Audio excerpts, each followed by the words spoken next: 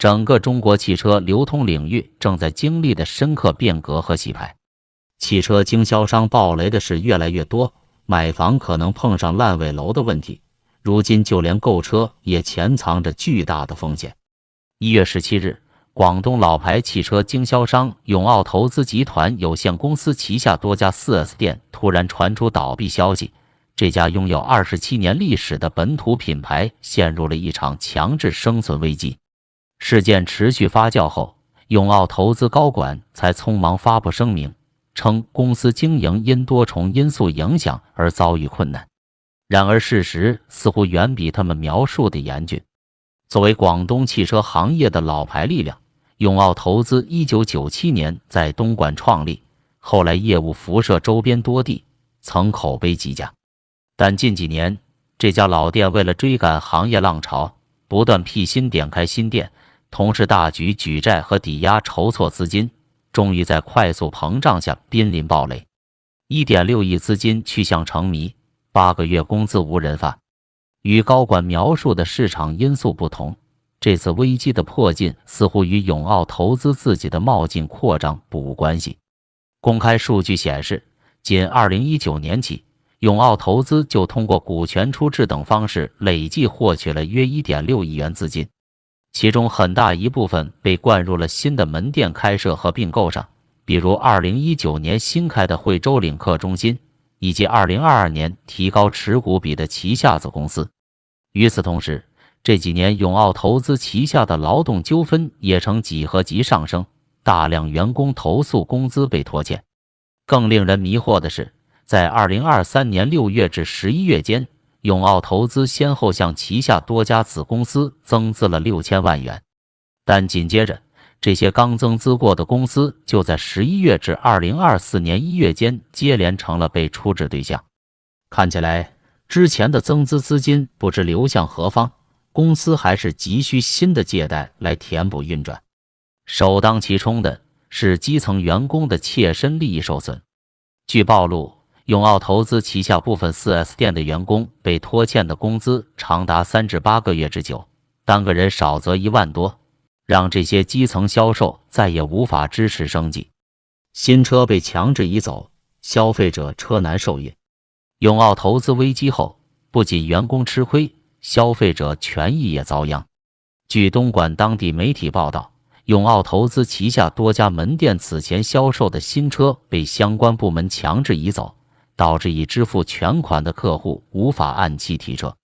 我们只知道楼房可能烂尾，没想到车也能烂尾。购买了埃安汽车的何先生表示十分焦虑，他全款支付了新车款，但至今没收到车。而根据销售的描述，此类车难受孕的消费者就有近百人。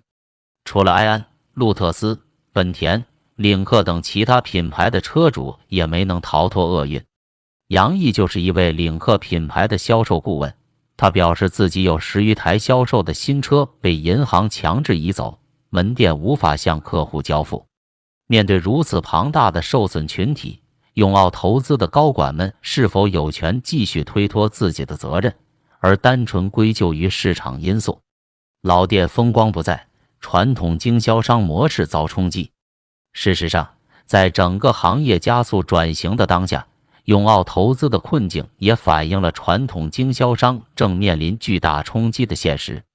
作为广东本土品牌，永奥投资最初主要经营合资燃油车，后来也紧跟形势需要调整经营策略，推出更多新能源车系，力图完成转型，但终究没能完全化解来自市场的挑战。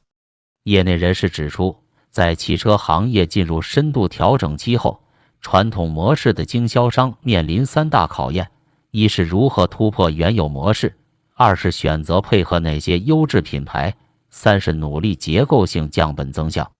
这或许就是永奥投资未完成转型的致命伤。他在品牌选择上显然过于激进冒进，几乎囊括所有知名车企，从合资到自主，从燃油到新能源，全方位抱大腿。这无疑给自身运营带来了巨大挑战。同时，永奥投资还不断以并购核心店开设的方式扩充业务规模，进一步加重了资金链压力。半数经销商亏损，整体盈利不足2成。如果说个案还可以用特例来形容，那么整体的数据就在难对困局视而不见了。中国汽车流通协会2023年的一项调查显示，上半年度经销商的亏损比例高达 50.3%， 仅有 35.2% 的少部分店面实现了盈利，这意味着整体经销商中能赚钱的都不到2成。而这还只是简单的平均起来的结果。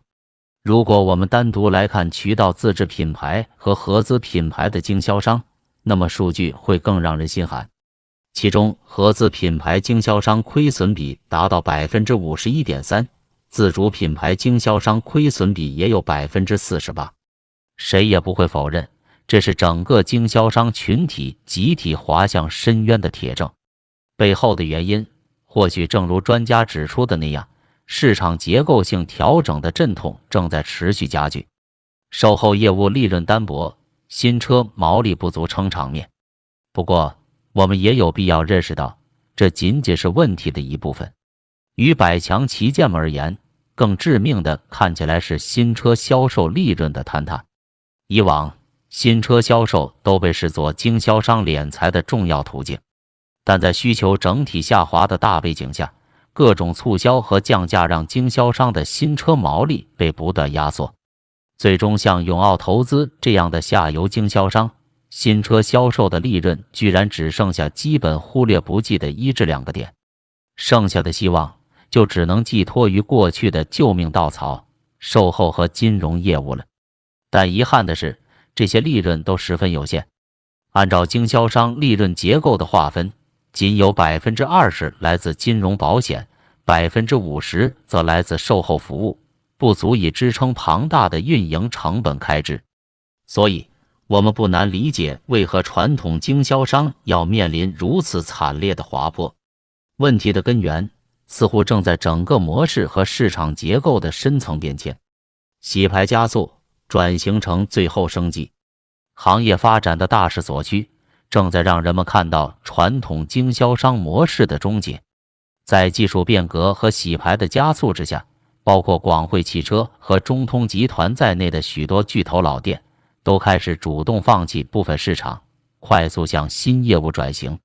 新能源领域已经成为各路巨头重新布局主攻方向，百强经销商们不约而同地选择扩大这一战场投入力度。数据显示，近年他们新开门店中的新能源占比从 15% 快速增长到了 45%， 这恰恰印证了传统领域的严峻形势。但是这场看似主动的转型，实际上也是经销商们躲避风暴的最后手段。新能源渠道本身风险重重，现有的代理模式仍大多处于亏损状态，完全靠补贴和销量拉动维持表面繁荣。稳定的盈利模式遥遥无期，转型成功的概率也渺茫。简而言之，整个传统经销商正处在退无可退的绝境。行业变革和竞争加速洗牌的大趋势不容忽视，经销商们仅靠传统新车销售难以为继。转型和创新尝试虽是破局的最后机会，但前路仍然荆棘重重，能否脱困渺茫，传统经销商的前景显得愈发暗淡。想要逆转局面，恐怕还需要整个行业模式和生态的深刻革新，但目前来看难度极大，结局不容乐观。